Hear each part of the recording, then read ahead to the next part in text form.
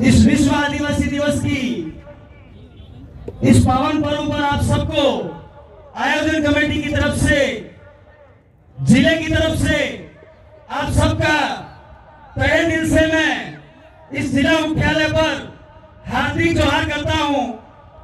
कार्यक्रम के इस पड़ाव में थोड़ी देर बाद सामाजिक कार्यकर्ता दादा भवर जी आपके बीच में पहुंचने वाले हैं।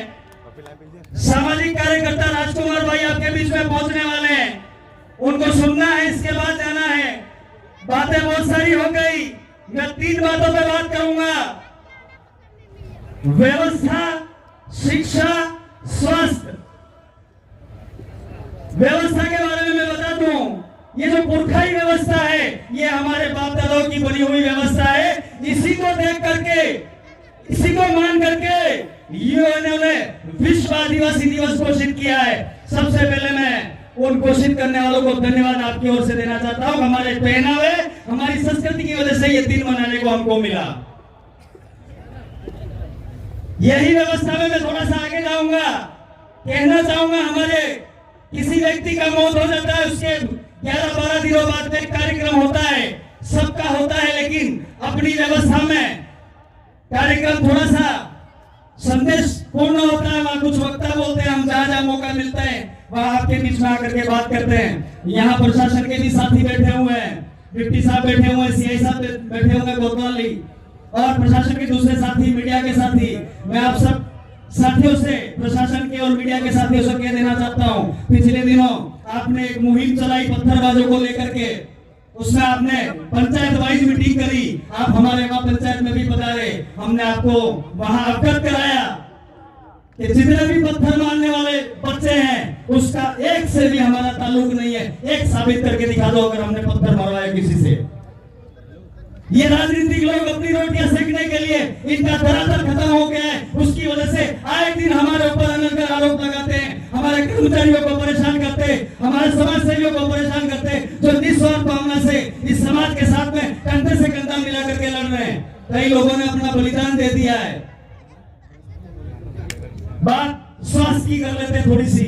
यहाँ जितनी मेरी बेटियां, जितने मेरे बेटे बैठे हैं, इनका वजन करवाओगे तो 35-40 किलो वजन है। ये बात कहना इसलिए जरूरी है क्योंकि हम हर जगह जाते हैं, यही बात करते हैं। दिन का एक टेलीफोन हमारे पे आता है कि हमारी बच्ची को ब्लड देना है इस हॉस्पिटल से, पास में हॉस्पिटल है, और ये विडंबना है कि उसका पति है, उसको खून नहीं दे पाता है। सोचनीय बिंदु, जरा सोचिएगा कि उसका पति है, उसका जीवन संगिनी जो खून नहीं दे पा रहा है, वो उसको बचाने के लिए अपना ब्लड नहीं दे पा रहा है क्योंकि उसका वजन 50 किलो नहीं है। मेडिकल डिपार्टमेंट का तय है कि 50 किलो वजन वाला व्यक्ति खून दे सकता है।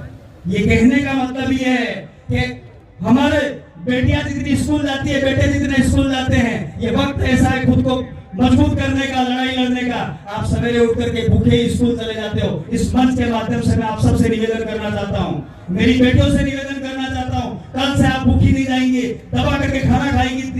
कम से कम दिन में 3 टाइम खाना करके मजबूत रहोगे तो इस सिस्टम से लड़ पाओगे। सिस्टम मारने पे उतारू हो गया है, चाहे वो केंद्र का हो, चाहे वो राज्य का हो। मैं किसी पार्टी को इस मंच के माध्यम से गाली नहीं देना चाहता हूँ। अगर ये जितनी सरकारी योजना देनी ही है, आप वन विभाग के अंदर दीजिए।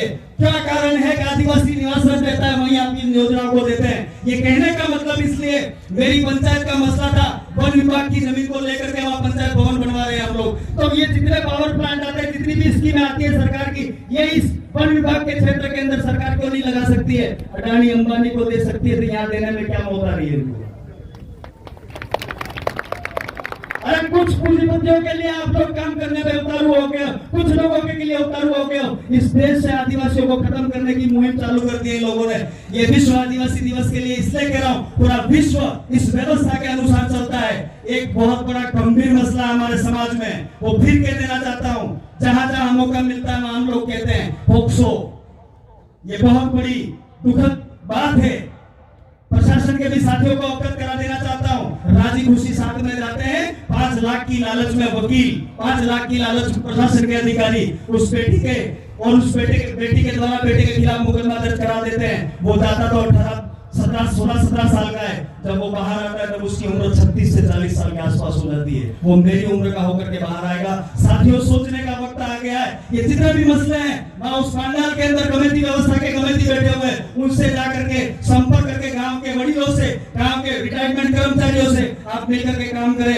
एक लास्ट पत्थरबाजी का जो मामला है, यहाँ जितने बैठे हो, यहाँ जितने कर्मचारी आए हो, जितने कमेटी आए हो, जितने नेता आए हो, उन सब की जिम्मेदारी बनती है अपनी अपनी पंचायत में 10 लोगों की ऐसी टीम बनाए जो रात के अंदर गश्त लगाए। और ये पत्थर मारने वाले किसी के सगे नहीं है, वो देख के नहीं मारते कि ये आदिवासी है, बामण है, ये राजपूत है, ये बढ़िया है। वो लूट मार करने के लिए, उसकी आकांक्षा को पूरा करने के लिए, उसी बात को जोड़ते हुए मैं मेरी लास्ट बात कहना चाहूंगा।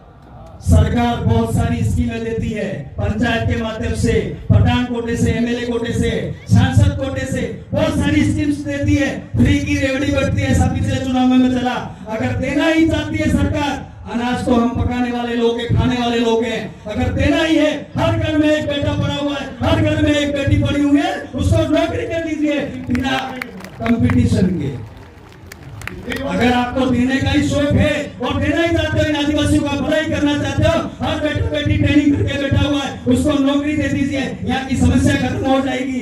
बहुत सारी बातें दोस्तों करने को मन करता है। आज जो कार्यक्रम में हमने एक आयोजन कमेटी और हमने एक तय किया था डीजे के गानों पे हम लोग डीजे के गाने को हम लोग यहाँ नहीं प्रस्तुतियां करवाएंगे, लेकिन जिनका कार्यक्रम रह जाए वो मायूस मत होना। अक्टूबर महीने के अंदर बैंका के अंदर कार्यक्रम है, वहां हम रात्रि कार्यक्रम में सारे सांस्कृतिक कार्यक्रमों को मौका दे देंगे, इसलिए आप निराश नहीं होए। लास्ट एक और बात है, आज से ये प्रण करके जाइएगा, जो भी मेरी बेटियां बेटे और बड़े बेटे, बड़ों का सम्मान करिएगा। ये आपका अंकल है, ये आपका बड़ा भाई है, इस व्यवस्था पे चलोगे, सम्मान करोगे, सामूहिक परिवार में रहना है, दादा दादी के साथ रहना है, काका काकी के साथ रहना है, बाबा बाबी के साथ रहना है, उनकी बात को मानना है। और सरकारों को ये अवगत करा देना चाहता हूँ, कारवां धीरे धीरे बढ़ रहा है, दे दीजिए जो देना चाहते हो। कारवां धीरे धीरे बढ़ रहा है, दे दीजिए जो देना चाहते हो। संविधान के अंदर रह करके हम हमारी लड़ाइयां लड़ेंगे, संविधान के दायरे में रह करके हम हमारा काम करेंगे। और हम पे ये दोनों राजनीतिक पार्टियों को कह देना चाहता हूँ, वो जो आरोप लगा रहे हो आप लोग, उन आरोपों का जवाब हम दे सकते हैं, लेकिन हम हमारी ऊर्जा व्यर्थ नहीं करना चाहते हैं। हम हमारे समाज को इकट्ठा करने की बात कर रहे हैं, मुस्लिम कम्युनिटी को साथ लेने की बात कर रहे हैं, एससी कम्युनिटी को साथ लेने की बात कर रहे हैं, दलित पिछड़ों को साथ लेने की बात कर रहे हैं। पूरे भारत के अंदर आज एक आवाज गई है, संसद भवन के अंदर आदमी बोलता है, लोक विधानसभा के अंदर एक आदमी बोलता है, वो आपकी आवाज वहां बुलंद हो गई है। अभी तो कुछ लोगों के होर्डिंग पे फोटो लगे, आज देखता देखता आया। पिछले टाइम क्या हुआ था भैया, 5 साल पहले क्या हुआ था? अब तो आपको समझ भी याद आने लग गया, अब आपको समझ भी दिखने लग गया, आप बोलने लग गए। अरे हमारे लोग वहां नहीं गए होते, नहीं हटते तो आप लोग कहां से बोल पाते?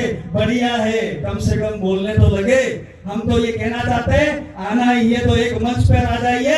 ये आदिवासी परिवार का बहुत बड़ा कारवां बढ़ता जा रहा है। एक दिन कम से कम पार्टी छोड़ दीजिए, डंडे चंडे छोड़ दीजिए, हमारे साथ कंधे से कंधा मिलाकर के आकर के खड़े रहिए।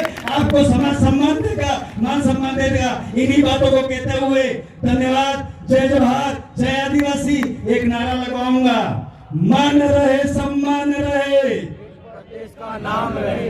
पीछे वालों को बिल प्रदेश को मान नहीं देना है। अरे मान रहे सम्मान रहे, देश का नाम रहे। आवाज दो, अरे आवाज दो। अभी तो नहीं अंगड़ाई है,